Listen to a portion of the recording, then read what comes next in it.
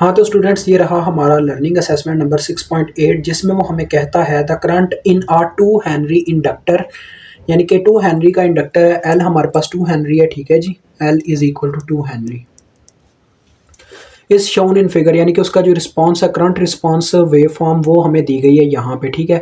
यहाँ पे भी बच्चों वही स्लोप का फार्मूला हम इस्तेमाल करेंगे। वो कहता है फाइंड करें wave form for inductor voltage. Voltage के लिए आपने वेव फॉर्म बनानी है। तो आपको पता है बच्चों, इंडक्टर के वोल्टेजेस का क्या फार्मूला होता है। In the case of inductor हमारे पास वोल्टेज का फार्मूला होता है inductance into derivative of current according to time. तो हमें करंट दी गई है, तो हम बस चेंज इन करंट निकालेंगे थ्रू स्लोप के फार्मूले से, क्योंकि स्लोप ही चेंज होता है, ठीक है। तो स्लोप का फार्मूला यहाँ फिर से रिपीट करूंगा आप सबके लिए। m is equal to y2 minus y1 over x2 minus x1। ये m ही आपका बच्चों स्लोप है, ठीक है। तो यही आपको क्या दे देगा, डेरिवेटिव दे देगा करंट का। तो देखिए, सबसे पहले हम निकालेंगे बच्चों derivative of current according to time, क्योंकि मेन फार्मूला है इंडक्टर को derivative of current change in current के साथ मल्टीप्लाई देनी है, जबकि हमें सिर्फ करंट दिया गया, उसका वेव फॉर्म दिया गया। तो हम इसके वेव फॉर्म को स्लोप्स की मदद से सॉल्व करेंगे, तो हमें इसका चेंज मिलता जाएगा। तो देखिए बच्चों, ये मैं इसके चेंजेस निकाल के फार्मूला में वैल्यूज पुट करूंगा और आपको बताता जाऊंगा कैसे कर रहा हूँ, सब कुछ बताऊंगा। देखें बच्चों, असल में स्लोप होता है यानी कि एक किस्म का चेंज, एक किस्म की तब्दीली एक हद तक होती है, ठीक है। अब जरा गौर कीजिएगा, ये मेरे पास टाइम का एक्सिस है, ये करंट का एक्सिस है। अब एक चीज़ बच्चों क्लियर करता चलूँ, फिर से ये बच्चे सवाल पूछते हैं। फिर ये देखो, ये जो टाइम एक्सिस है ये एक्स एक्सिस है, यानी कि यहाँ पे मुझे एक्स की वैल्यूज मिलेंगी, और ये जो करंट एक्सिस है ये वर्टिकल एक्सिस मतलब कि वाई एक्सिस है, यहाँ पे वाई की वैल्यू मिलेंगी। अब देखो दोनों मिली में हैं, तो मिली अवर मिली दोनों कैंसिल हो जाएंगे। मुझे बार बार मिली ना लिखना पड़े आपके लिए, लेकिन चलो मैं लिख दूंगा आपके लिए, लेकिन ये चीज़ क्लियर हो जाए कि मिली मिली से कटता जाएगा बार बार, ठीक है। असल ये चीज़ है। तो ज़रा गौर कीजिएगा, मैं आपको बताता हूँ बच्चों। अब देखो, मुझे जो फर्स्ट पॉइंट दो मिल रहे हैं, मतलब कि स्लोप के फार्मूले के लिए मुझे y1 और y2 और x2 और x1 चारों की वैल्यू चाहिए। कैसे निकालूंगा, देखो ये मेरे पास शुरू में इतनी स्लोप आ रही है, यानी यहाँ से तब्दीली यानी कि चेंज आना शुरू हुआ मेरी करंट में। देखिए करंट में चेंज आया 0 से लेके 2 तक, यहाँ तक इतना चेंज आया। बाद में वो और चेंज है, क्योंकि बच्चों देखो अभी ज़रा गौर करें, ये कैसी स्लोप है और एक ये अलहदा से एक स्लोप है, ठीक है। यानी मैं ऐसा नहीं कर सकता कि इस यहाँ से लेके यहाँ तक, यानी कि 0 से लेके 6 मिली सेकेंड तक का चेंज इकट्ठा निकाल लूँ, क्योंकि देखो दोनों की स्लोप अलहदा अलहदा फॉर्म में है। डैट्स वाई हम पहले इतनी स्लोप को सॉल्व करते हैं, यानी कि जो सिंपल एक लाइन होती है सीधी, ठीक है, स्ट्रेट। तो 0 से लेके 2 तक मेरा टाइम बनता है। तो देखो ये मेरा इनिशियल पॉइंट हो गया, ये मेरा फाइनल पॉइंट हो गया, क्योंकि ये एक किस्म की यहाँ तक तब्दीली आई, डिक्रीज आया, फिर एक नया चेंज आया, फिर एक नया चेंज, फिर एक नया चेंज, ठीक है बच्चों, ये असल चीज़ है।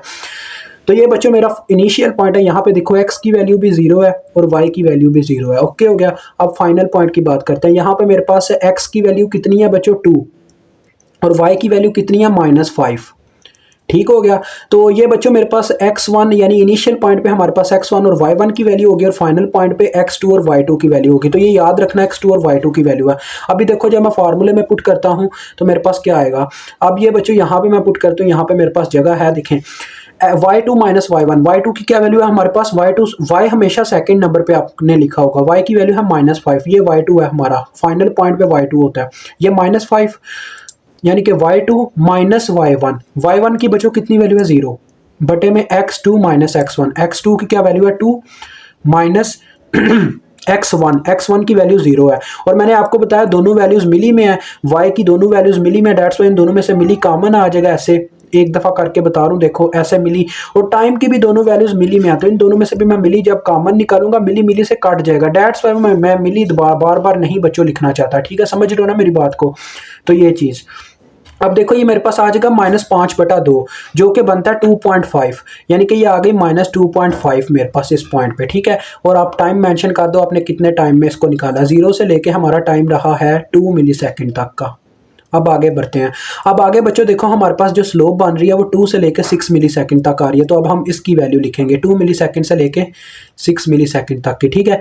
बस ये इतना सिंपल है। देखो अब इस बच्चों ये जो दूसरा चेंज हम अब दूसरी स्लोप मतलब फाइंड आउट करने जा रहे हैं, ये देखें, ये यहाँ से चेंज आना शुरू हुआ और यहाँ पे दी एंड हुआ, फिर एक नया चेंज आ गया, इंक्रीज का चेंज आ गया, ठीक है, यानी एक डिफरेंट किस्म की स्लोप आ गई। तो ये यहाँ तक स्लोप दी एंड हो जाती है 6 पे आके। तो देखो ये इसका फाइनल पॉइंट बनता है, ये इसका इनिशियल पॉइंट बनता है, यानी कि अब ये x1 और y1 हो गया, और यहाँ पे जो वैल्यूज होंगी वो x2 और y2 होंगी। बच्चों देखो यहाँ पे मेरे पास x की वैल्यू है 6 जबकि y की वैल्यू है -10। ठीक है, तो ये हो गया हमारा x2 और y2। ये चीज़ वैसे ही याद रखिएगा क्योंकि नेक्स्ट में ये बार बार ऐसा होगा, ये x1 y1 बनता जाएगा नेक्स्ट पॉइंट के लिए। दैट्स वाई मैं वो मेंशन नहीं कर रहा। ठीक है, यानी ऊपर लिख नहीं रहा ये x2 है y2 है, ताकि बाद में मैं x1 y1 मेंशन कर दूँ। अब देखो बच्चों, मुझे फार्मूला लगाना होगा y2 - y1। ये मेरे पास y2 की वैल्यू है -10 क्योंकि ये हमारा फाइनल पॉइंट है इस वक्त। ये y2 की वैल्यू है सेकंड नंबर पे -10 -y1, यानी कि देखो ना माइनस मतलब कि y2, ये y2 की वैल्यू आ गई -y1, y1 की वैल्यू है -5। तो देखो बच्चों यहाँ पे जब माइनस इंटू y1 की वैल्यू पुट करूंगा जो कि माइनस में ही है, तो ये इस तरह से लिखी जाएगी। देखो -5 और बटे में आ जाएगा। देखो ये आपका रफ फॉर्मूला है, ये स्लोप निकालना है, यहाँ पे आपने डाटा ही लिखना होता है। आगे बटे में आएगा x2 - x1। तो x2 की बच्चों देखो क्या वैल्यू है 6 -x1, x1 की वैल्यू है आपके पास 2, तो ये आ गया 6 - 2। अब देखो ये कितना आ रहा है, माइनस माइनस ये प्लस हो चुका होगा। ठीक है बच्चों, माइनस माइनस प्लस, -10 + 5 कितना होता है -5, तो -5/4 आ रहा है, -5/4। अब देखते हैं ये कैलकुलेटर कितना बताता है, मतलब कि ये कितना होता है। तो बच्चों ये होता है -1.25। ठीक हो गया, ये भी आ गया। अब देखो बच्चों असल में हमने क्या किया, हमने ये स्लोप्स की वैल्यूज 1 बाय 1 फाइंड आउट करते गए। अब यहाँ पे मैंने देखे मिली मेंशन नहीं किया क्योंकि यहाँ पे मिली आना है, वैसे ही आप करोगे दोनों में से मिली मिली कॉमन लेके कैंसिल कर दोगे। ये चीज़ अब आपने बार बार खुद कर लेनी है। ये बच्चों मतलब कि रफ अमल में ना भी करो, रफ अमल ही है ना ये सारा आपका, ना भी करो तो कोई नहीं है। लेकिन कभी कभार ऐसा होता है करंट माइक्रो में होती है, टाइम मिली में होता है, बच्चे गलती कर जाते हैं, इस वजह से मुझे ये चीज़ बतानी पड़ती है अक्सर जगह पे।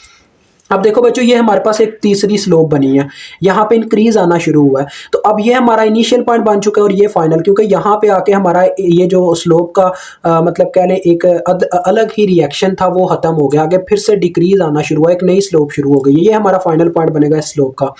तो यहाँ पे देखें x की वैल्यू 9 है और y की वैल्यू 5 हो चुकी है। तो ये हमारा x2 और y2 है और ये हमारा अब x1 और y1 बन चुका है। तो देखो बच्चों अब इसके लिए स्लोप सॉल्व करेंगे। m = देखो y2 - y1, y2 की कितनी वैल्यू है 5 minus y1, 5 minus into y1 की वैल्यू देखो वो है -10, ये आ गया ऐसे। और बटे में बच्चों x2 - x1, x2 की वैल्यू 9 है माइनस x1 की वैल्यू हमारे पास 6 है, तो ये फार्मूला आ गया। तो ये देखो माइनस माइनस प्लस हो जाएगा, ये आ जाएगा 5 + 10 जो कि 15 है। 15/3, 15/3 बच्चों कितना होता है 15/3 = 5 होता है। तो ये आता है 5, ये आ गया 5। ठीक है, 3 5 × 15 ओके हो गया। तो ये कितने टाइम में आया ये भी मेंशन करेंगे, 6 मिली सेकेंड से लेके ये हमारे पास आया 9 मिली सेकेंड के बीच बीच। अब देखें बच्चों, अब ये लास्ट स्लोप रह गई जिसे हम सॉल्व करेंगे, हमारा काम बन जाएगा। ये लास्ट स्लोप है। देखो अब ये लास्ट स्लोप को ज़रा जस्टिफाई कीजिएगा। देखें ये इसका अब इनिशियल पॉइंट है स्लोप, यानी जहाँ से डिक्रीज आना शुरू हुआ। तो ये x1 और y1 की वैल्यूज़ हैं अब। ठीक है, और ये इसका फाइनल पॉइंट है। तो यहाँ पे देखो x की क्या वैल्यू है 12, जबकि y 0 हो चुका हुआ है, यानी कि y वर्टिकल, आप देखो ना वर्टिकल डिस्टेंस में ये ओरिजिन पे आ चुकी है लाइन, दैट्स वाई ये 0 हो चुका है। तो अब ये हमारा x2 और y2। अब यहाँ पे बच्चों मैंने क्यों मेंशन किया, क्योंकि देखो इसके बाद मुझे कुछ मतलब कि एनालिसिस नहीं करना, अब मुझे आगे मेंशन नहीं करना पड़ेगा किसी के लिए। दैट्स वाई मैं ये आपको समझाने के लिए ऐसे करता हूँ, कि नहीं तो बच्चों मुझे गांद काफ़ी मच जाता है, यानी कि बार बार कभी x1 लिखो कभी x2 लिखो, इस वजह से मैं इस चीज़ से बचने के लिए ये काम कर रहा था।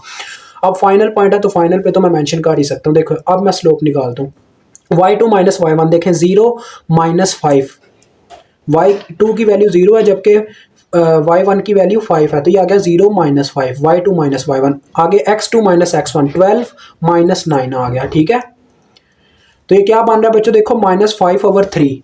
तो -5/3 कितना होता है देखते हैं, -5 / 3, तो ये बच्चों होता है -1.67। 667 लिख लो, ये ज़्यादा कुछ एक्यूरेट लगेगा। अब ये कितने टाइम में आया, 9 मिली सेकेंड से 12 मिली सेकेंड के बीच बीच। अब हम बच्चों क्या करेंगे, अब हम डायरेक्ट वोल्टेज की वैल्यू लिखेंगे। देखें वोल्टेज = इंडक्टेंस के साथ बस बच्चों वैल्यूज़ को मल्टीप्लाई करते जाओ, आपको मिल जाएंगी सारी वैल्यूज़। ठीक है, देखो इंडक्टेंस कितनी थी 5 मिली, सॉरी 2 हेनरी, वो पीछे वाला क्वेश्चन है ना वो मेरे जहन में रह गया, 5 मिली तो ये 2 है, सॉरी 2 है। ठीक है, तो हमने क्या करना है, देखो इंडक्टेंस के साथ बस डेरिवेटिव ऑफ करंट्स को मल्टीप्लाई देते जाना, हमें वोल्टेज मिलते जाएंगे। तो इंडक्टेंस कितनी है 2 है बस। ठीक है 2 हेनरी, तो 2 के साथ पहली वैल्यू को बच्चों ज़रब दूंगा -2.5, तो जो रिजल्ट आएगा वो आ जाएगा किसका, वोल्टेज की फॉर्म में आ जाएगा। और टाइम भी साथ में मेंशन करना है क्योंकि हमने वेव फॉर्म ड्रा करनी है। उसके बाद बच्चों देखो नेक्स्ट हमारे पास 2 इंटू -1.25, ठीक है, विच इज इक्वल टू ऐसे ही बच्चों 2 इंटू 5 और ऐसे ही 2 इंटू -1.667। अब देखते हैं ये कितनी कितनी वैल्यू, ये तो 5 बन जाएगा ना, -5 वोल्ट ये आ जाएगा बच्चों ये मेरे ख्याल में 2.5 बन जाएगा, देखते हैं, पता नहीं बच्चों गला बैठने लग पड़ा। तो ये आ रहा है -2.5 वोल्ट और ये 10 वोल्ट बन जाएगा और ये आ जाएगा हमारे पास, ये भी सॉल्व करने वाले ही है थोड़ा, 667 तो कितना दे रहा है 3.33। तो बच्चों ये आ रहे हैं 3.33 वोल्ट। ठीक है, तो टाइम मेंशन करता हूँ सारे, देखो ये आ गया 2 मिली सेकेंड से लेकर 6 मिली सेकेंड के बीच, ये था 6 मिली सेकेंड से लेकर 9 मिली सेकेंड के बीच, और लास्ट में था अपने पास 9 मिली सेकेंड से 12 मिली सेकेंड के बीच। अभी हमारा एक काम भी और भी रहता है वेव फॉर्म के अलावा, वो भी मैं आपको बताता हूँ। अब वेव फॉर्म पहले ड्रा कर लेते हैं। देखो बच्चों ये आपके सामने वेव फॉर्म ड्रा होगी। हम किसकी वेव फॉर्म ड्रा कर रहे हैं, वोल्टेज की, जो कि जिसका यूनिट वोल्ट में ही रहा है सबके लिए। तो बच्चों देखो ये मैं सेंट्रल लाइन खींचने लगूँ टाइम के लिए, टाइम हमारा मिली सेकेंड में था तो यहाँ पे भी मिली सेकेंड में होगा। अब सबसे बड़ी वैल्यू देखो क्या है हमारी वोल्टेज की, 10, तो यहाँ पे 10 मेंशन कर लेते हैं 10। उसके बाद इससे छोटी क्या है हमारे पास, पॉजिटिव में है 3.33, ये समथिंग यहाँ कहीं पे होगा 3.33। ठीक है, उसके बाद बच्चों नेक्स्ट आगे 0 सेंटर में होता है। ठीक है, और उसके बाद आ जाता है हमारे पास -2.5 जो इससे लेस देन है, और उससे छोटी वैल्यू लास्ट में बचती है -5। ये सारी हमने बना दी। ठीक है, अब 1 2 सारा पहले मेंशन कर लो, 3 4 5 6 वैसे नहीं था करना चाहिए क्योंकि बाद में फिर वो ऊपर भी कई दफ़ा वेव आ जाती है। चलें कोई नहीं, हमने बस डिज़ाइन आपको करके दिखानी है। देखो ज़रा बच्चों गौर करना, हमारा पहले -5 वोल्ट स्टोर रहे हमारे अपने क्या नाम है उसका इंडक्टर में, जब टाइम था 0 से 2 मिली सेकेंड के बीच। तो ये यहाँ से आपने ऐसे वेव खींचनी है और ऐसे अटैच कर देनी है।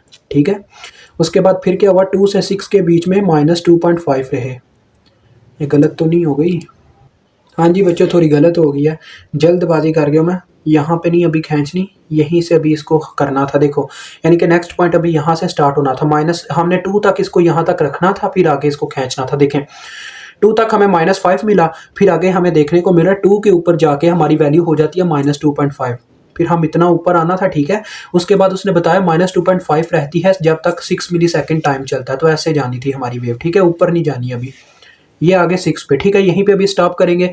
अब देखें वो कह रहा है 6 से 9 के बीच में हमारी वैल्यू बढ़ जाती है और 10 वोल्ट तक रहती है। ठीक है, यानी कि 6 के ऊपर जाके ये डायरेक्ट 10 हो जाती है। अभी 6 पे ऐसे 10 करेंगे, तो ये मुझसे मिस्टेक होने लगी थी, चले बच गए। तो ये देखो यानी बचने से ये मुराद है गान तो चले मच गए, लेकिन आपने ये क्वेश्चन करना था बार बार सारी ये आपकी गलत है गलत है गलत है। ठीक है, तो इस चीज़ से बच गए हम। आगे देखो बच्चों ये 9 पे हम पहुंच गए।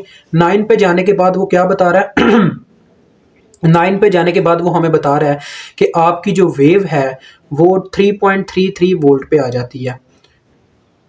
3.33 ये यहाँ पे हमने कहीं मेंशन किया है, ये देखें ये यहाँ पे, और ये ऐसे ही 12 पे चलती रहती है। और आगे पता नहीं बच्चों ऐसे ही सो ऑन होगी या इस पे आके 0 हो चुके होंगे, क्योंकि एक वोल्टेज है इंडक्टर के अंदर। अब ये मैं अंदाज़न कह सकता हूँ कि 0 ही होंगे, क्योंकि यहाँ पे आके वेव रुक जाएगी, मुझे इतना अंदाज़ा है।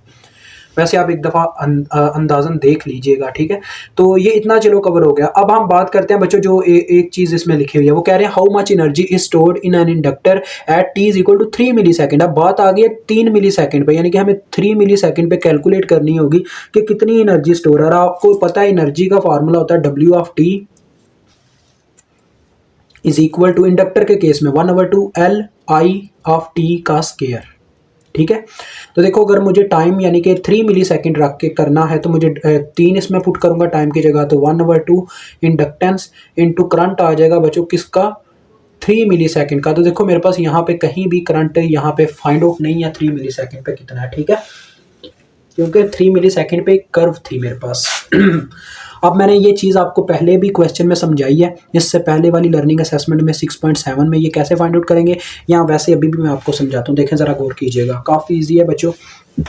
इसका प्रोसीजर थोड़ा सा आपने अभी यहीं पे फिर से रिपीट करना है। देखें 3 मिली सेकेंड यहाँ पे चेंज इन करंट के किसके बीच में आ रहा है, देखो 3 मिली सेकेंड आता है 2 और 6 के बीच में, यानी ये वाली वैल्यू वाली हमारी स्लोप इस्तेमाल होगी, ये दूसरी स्लोप थी।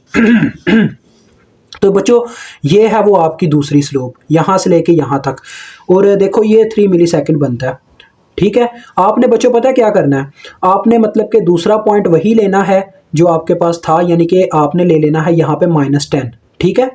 यानी दूसरा आपने बस x की वैल्यू चेंज कर देनी है जो कि 3 होगी, ठीक है, लेकिन y को एज इट एज ही रहने देना। y जो आपका मतलब यहाँ पे आके बन चुका था -10, वो आपने -10 ही लेना है, यानी कि आपने बस x को चेंज करना है, x2 की वैल्यू चेंज करनी है, y2 की वैल्यू चेंज नहीं करनी है। हमारा x2 हो गया, ठीक है, और y2 की वैल्यू बच्चों यहाँ पे आके क्या हो गई थी -10, क्योंकि आपने बच्चों दो क्रिशियस पॉइंट के बीच में बात करनी है, तो डेट्स वाई हम ये नहीं कर सकते कि y2 को इसके बीच में मेजर कर सकें, डेट्स वाई हमें y2 -10 ही लेना पड़ेगा। अब देखो जरा गौर करना, ये बस मेरे पास इतनी स्लोप आ रही है जिसमें मेरे पास बच्चों x1 और y1 की वैल्यू आ रही है, देखें 2, -5, और दूसरी तरफ आ रहा है 3, -10, x2 y2 और वो x1 और y1, ठीक है।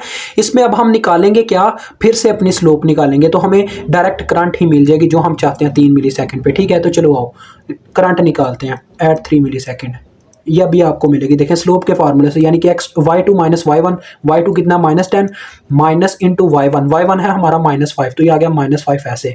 अगर x2 - x1 बच्चों देखो x2 की वैल्यू 3 है, -x1 करेंगे तो क्या होगा, -2 हो जाएगा, ठीक है। तो ये कितना आ रहा है देखो, -10 + 5/1, यानी 1 तो खत्म हो गया, -10 + 5 करें तो कितना मिलता है, -5 ही मिलता है, तो ये -5 आ रहा है, ठीक है। यानी कि करंट हमारे पास -5 ही आएगी, यहाँ पे भी ऐसे मेजर कर लेनी है आपने। ये आपका रफ अमल है, ये आपने इसमें इंक्लूड नहीं करना, ठीक है, ये आपका रफ अमल है, ये जो 3 मिली सेकेंड वाला मैंने काम किया अभी आपके सामने। तो देखिएगा ज़रा गौर कीजिएगा, ये आ जाएगा 1/2 इंडक्टर की वैल्यू बच्चों कितनी है आपके पास, इंडक्टर की वैल्यू थी आपके पास, कहाँ पे गया अपना इंडक्टर, 2 हेनरी थी, और करंट की वैल्यू कितनी हमने अभी अभी निकाली है, -5 आई है, -5 का स्क्वायर, ठीक है, क्योंकि करंट का स्क्वायर है। तो देखो 2 से कट गया, और 5 पर बच्चों कितना होता है, 25 होता है, तो ये आ गया 25 जूल। तो ये आपका क्वेश्चन सॉल्व होता है। मुझे उम्मीद है आपको समझ आ गई होगी ईजीली।